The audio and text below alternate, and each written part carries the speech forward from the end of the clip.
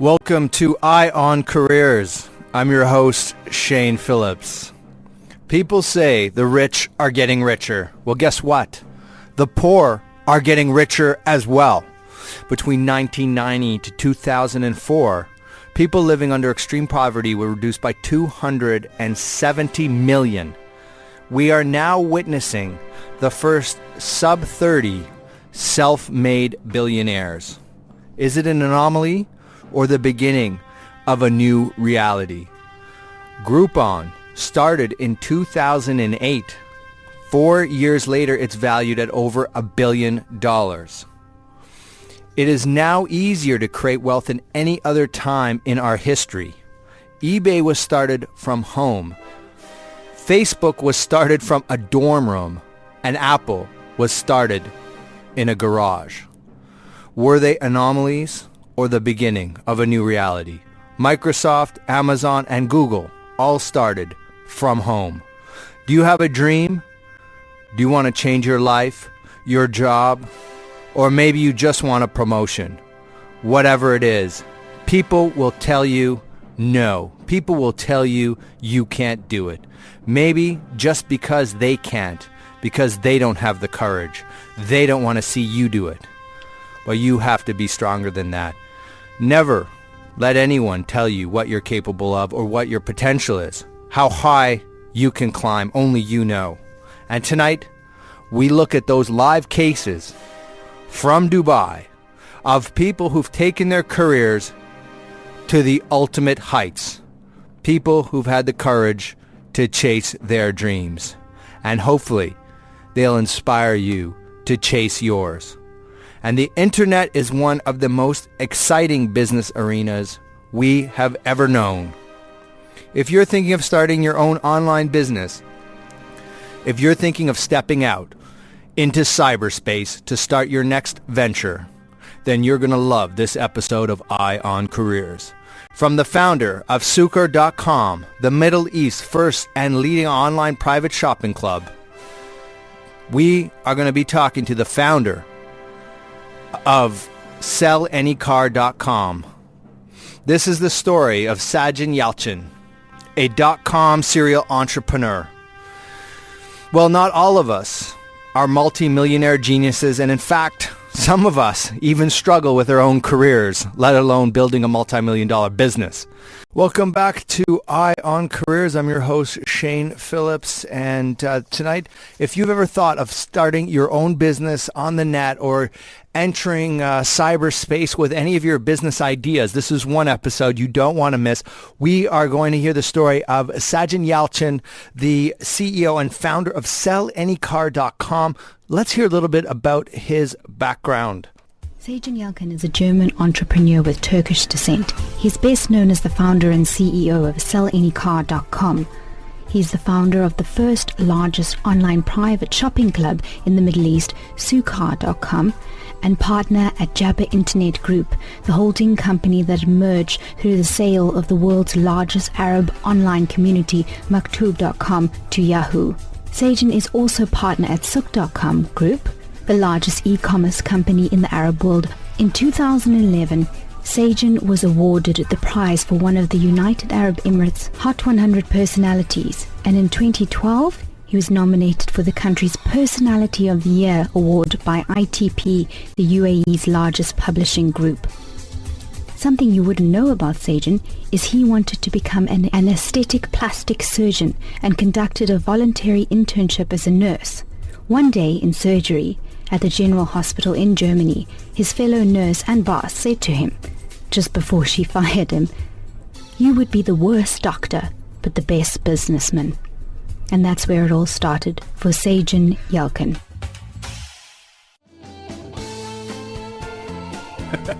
The worst doctor, but the best businessman. Well, I think that nurse is pretty good at giving career advice. So, Saygin, welcome to Eye on Careers. Thank you for having me, Shane. I probably didn't become the best doctor nor the best businessman, but I think somewhere in between. I think you're pretty good. You're doing okay on the business front, but I think I should go and see this nurse to get some career advice as well, and maybe they could have a second job as a career counselor. Seems like she hit the nail right on the head. It's interesting, though. I think a lot of successful people get fired, though. I mean, when you look at the tail of the tape, a lot of very successful people actually get fired because some of the traits that actually make you successful can make you a very bad employee. I agree. It doesn't have to be fired, but I agree there's certain points of failures in life which basically teach you or give you lessons over the course of your, I would say, track of success. We had Peter Bainan from the ICAW giving us a bit of a story at the beginning about two mountaineers and one guy who crawled 5 miles by just breaking it into small baby steps. And one of our listeners here is SMSing. So, what is this all about, breaking problems into small things? Do you use something similar, or is that unique to having your legs broken on the side of a mountain? So definitely we have one vision, and that is always set. And it is a very, very achievable vision, but it's also very difficult. But it is a vision which is to be achieved within the next few years. So what we actually do is, though, we have targets on a daily basis, on a weekly basis, on a monthly basis, and this is how we track our success. So definitely have one ultimate vision, which was probably survival for the guy in the past experience. But then how he broke it down was, let me just get to the next 10 yards. And I think that's very similar to our business life. We definitely have targets on a very short-term basis. It also sounds, I don't know if I'm reading into this, but that you are a fan of the NFL, the U.S. National Football League. I'm not, because you said 10 yards, which because I heard the person saying yards, so I just stuck to it. But I use kilometers. So you're a victim of American imperialism. So how did all of this start? In high school, were you like, that's it, I'm going to be the next Mark Zuckerberg? If Mark Zuckerberg was even around. That's cool.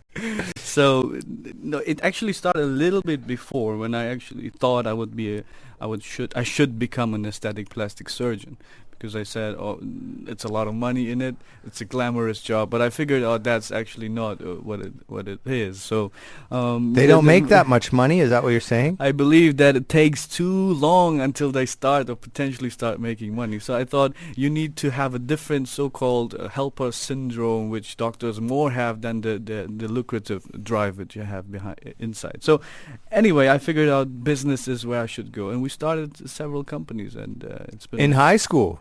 In high school, during university, yes. During university, what was your first business, if we are allowed to say on the radio? I don't know. The first business was actually event management company I started, which I then took to New York. I moved there.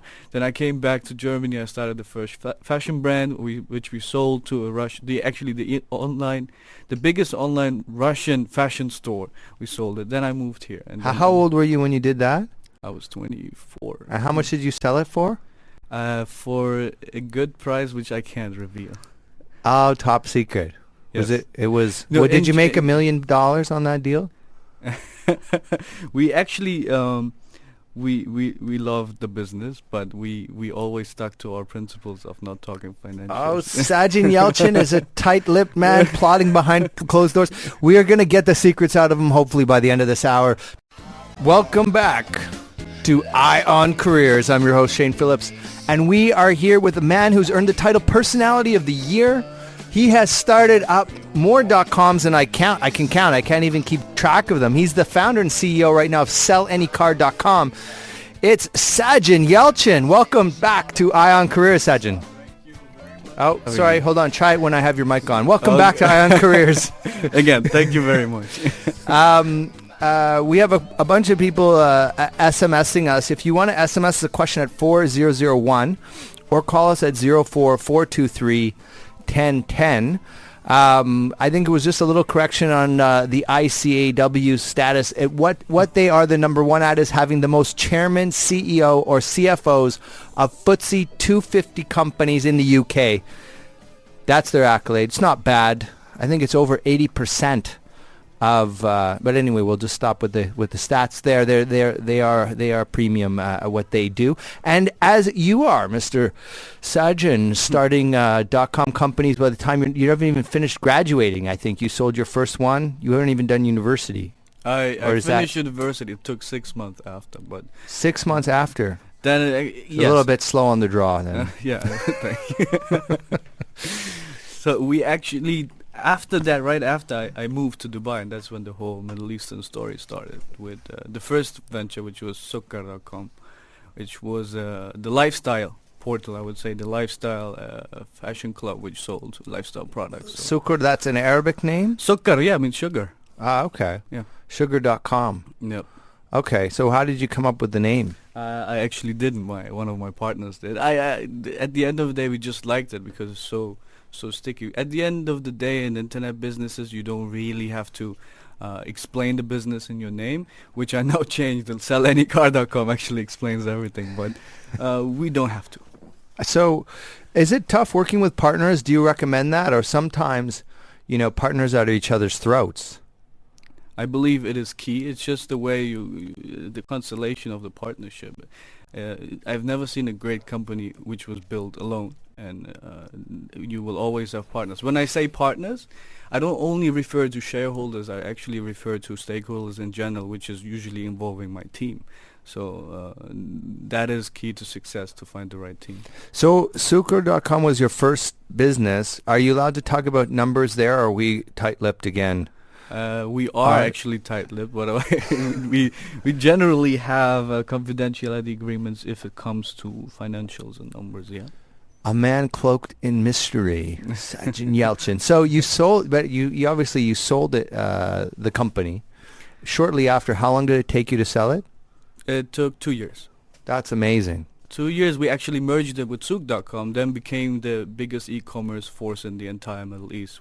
And I was in the management of both companies for another year, and then we started SellAnyCar.com. How old were you at this time when you sold your second .com company? 27. 27 years old. So, and at this point, are you allowed to say whether are you a millionaire, or is this top secret? We can't make any statements. So, next question, please. No, we definitely do not struggle materialistic. I will need to see your bank statements before you leave this. No, that's quite a good feat. You sell your second company very, very, very quickly. Do you think, one of the things that I was looking at is that it's becoming easier and easier to create wealth. In fact, we're living in one of the most exciting times. We're seeing, our first sub-30 billionaires. We are seeing a lot of statistics that indicate that you couldn't pick a more exciting time. Do you feel that these are just anomalies of people who are cracking the code, or do you think this is a growing trend where we're going to see more wealth creation over the next decade than we've ever seen before in the recorded history of humankind? I believe it is definitely not easy, but I also believe there are a lot of opportunities lying on the street, actually, literally, which people are just not picking up. They have great ideas, but they usually don't have the tools or the education how to turn ideas into businesses.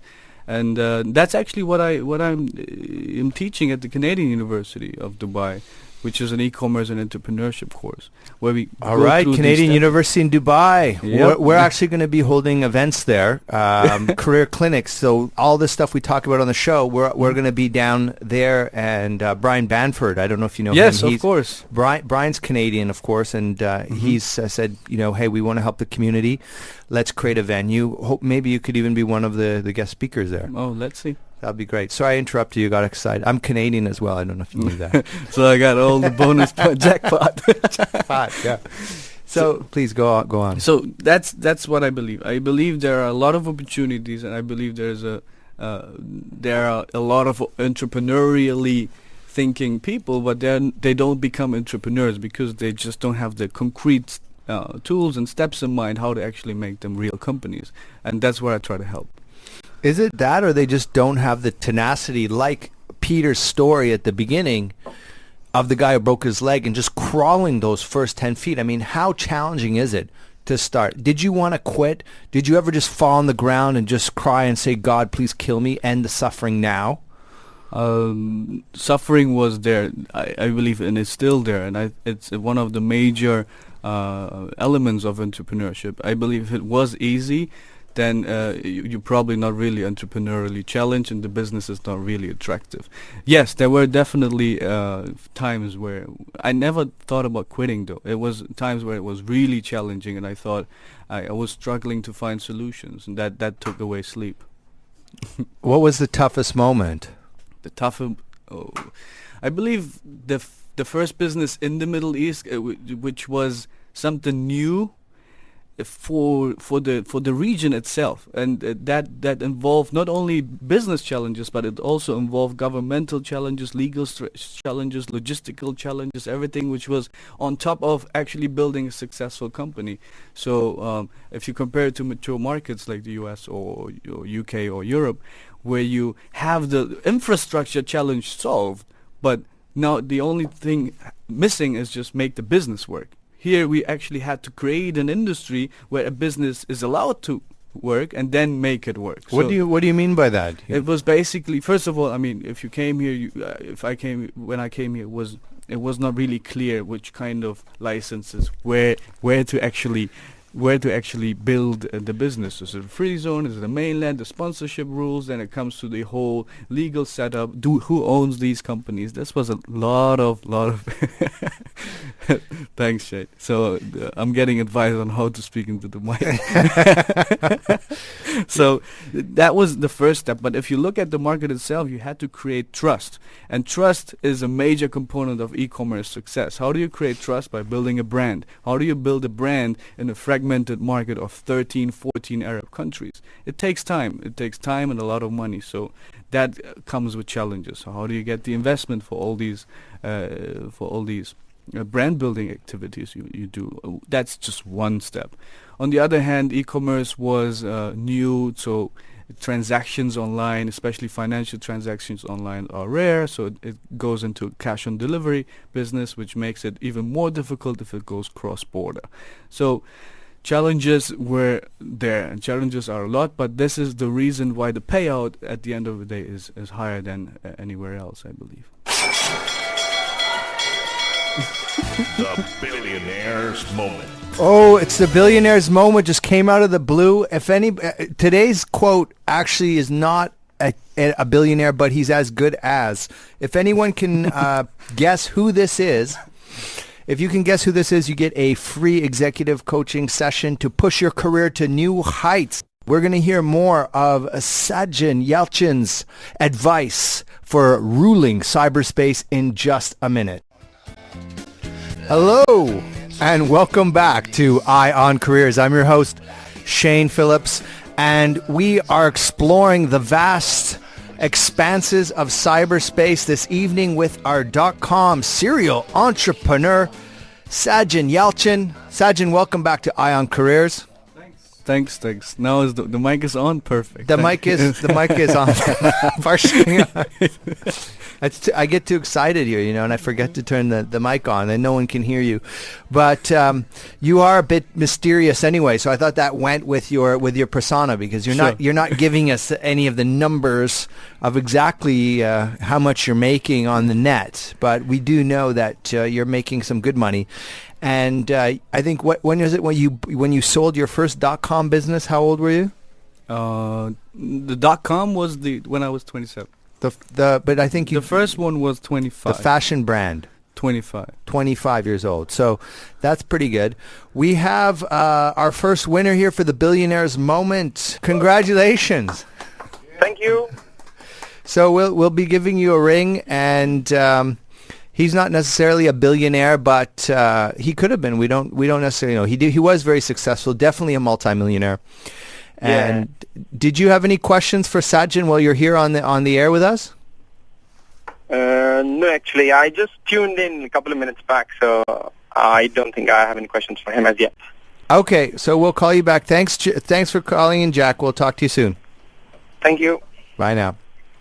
So Saygin, what are some of your big driving business philosophies? Like how are you thinking about the .com space? How should one be thinking about their business and growing it? What are your strategies, philosophies, tactics for growth? I'd like to share a couple of ideas I have, and what I always share with teams we've been building. The number one and the driver and the number one word we have in the team is called speed. So anything we do, we are really, really fast in it. And as a startup company, you always have the flexibility which big companies don't have. So if we're really slow as a startup, you're doing something wrong. So be really fast. The second philosophy is always anything we do in terms of a company business model, we want to be the number one as quick as possible. So we really believe in the winner takes all mentality in this region, and we everything we are doing is basically targeting the number one position really quickly. The third the third word which we always erase from our vocabulary is impossible. So if it is impossible, and if I asked for something, or the business top management asks for something, and one of the team members says it's impossible, it either means we just don't make sense, or he doesn't believe in it. So in general, we never really use the word impossible because it's really possible. It just we need to find ways to solve these problems. So be fast, believe in it, be positive, and really become number one, and don't ever agree to be settled for number two. Those are some great words of advice. I think they said whether you're a gazelle or a lion, when the sun comes up, you better be running as fast as you can. So that was my quote. It wasn't as good as yours, but that's what I got. I do like the speed thing, though. I think speed is really critical, and I love how you're thinking about being number one. I think so many times brands resign themselves to a number two or number three position, but you pick that niche and you can dominate it. Correct. We actually picking anything. It doesn't have to be a niche. It needs to be our vision. Like, for example, for sellannycar.com, the vision is clear. We will be the biggest car group in the Arab world within 3 years, the biggest car buyer by end of this year in the country. Whoa. So this is the biggest buyer of cars in the country? Yes, and this is based on numbers, based on growth, which we have seen in the first Ouch. one already. How fast is that? It is. When did you start sellannycar.com? We started September 1st. It's been 1 month. What? No way. Yes. 1 month. Yes. You're a machine. No, you're not we're human. fast. You're a machine. We are. You like within 3 months, you're just going to dominate the industry?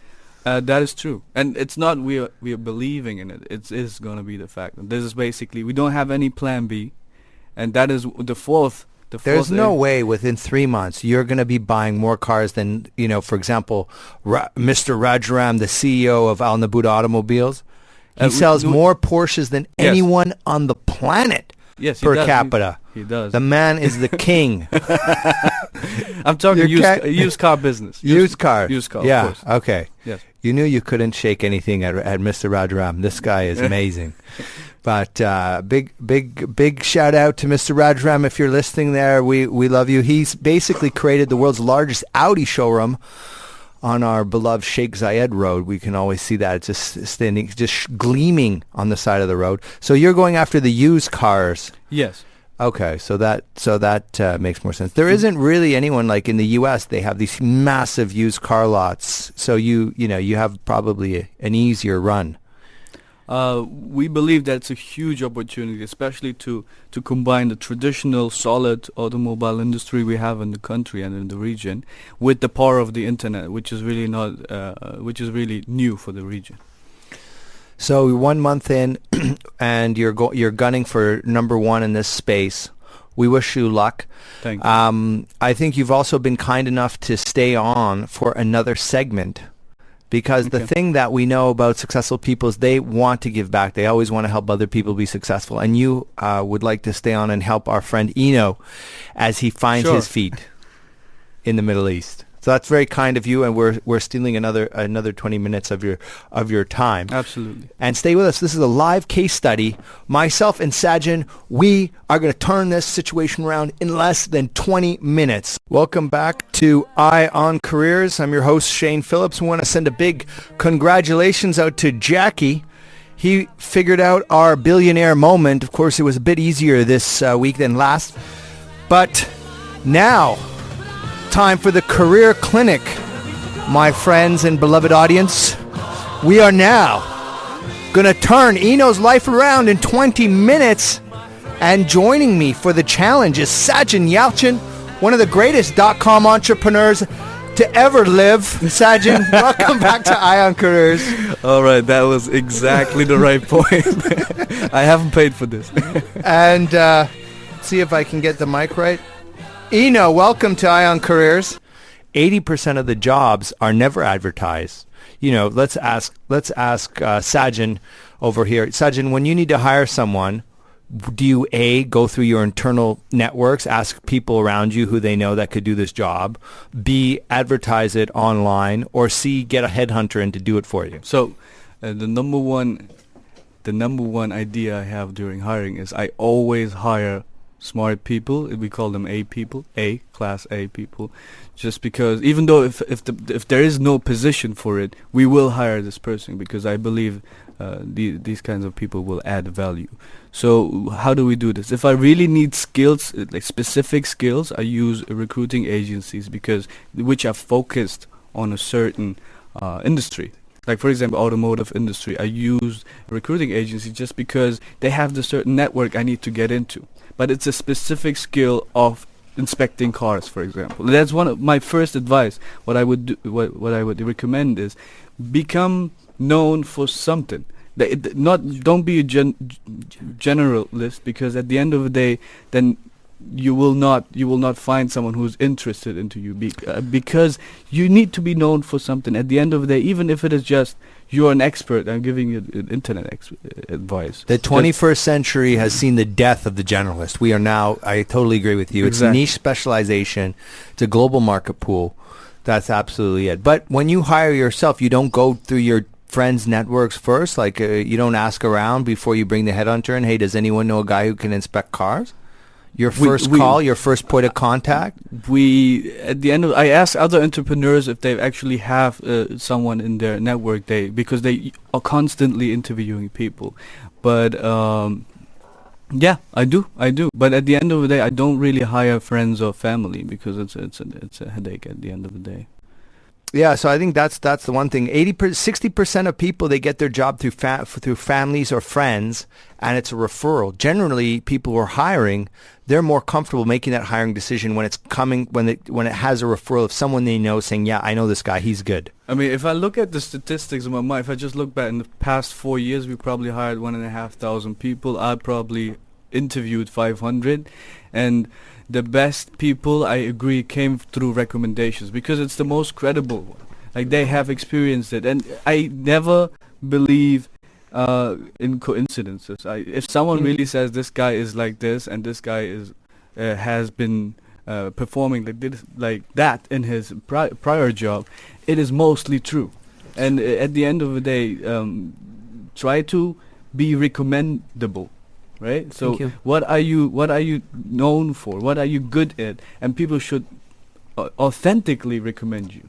And that is the best thing. If you ask for recommendation, which goes through recruiters, probably they will send out 5-10 CVs, and they will not credibly recommend you because that's their job. But if a friend or someone who's an acquaintance just recommends you because he has experienced you, and that's the most credible one, and I believe those are the best hires. But again, be known for something, even if it's a small niche, because at any point of time, sometimes a hirer or a decision maker might just say, I need someone who is good in especially this, and you will come into his mind. Generalists never come into minds because they just be forgotten.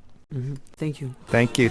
Saygin Yalcin, one of the greatest serial.com entrepreneurs that's ever lived. Thank you so much for taking time out to come down and share your secrets of success. Absolutely. Thank you, Shane. I would love to have you on the show again sometime soon. What an amazing episode. We were hearing the story of Saygin Yalcin sold his first company at the age of 25, sold his second company at the age of 27. This guy is a .com genius.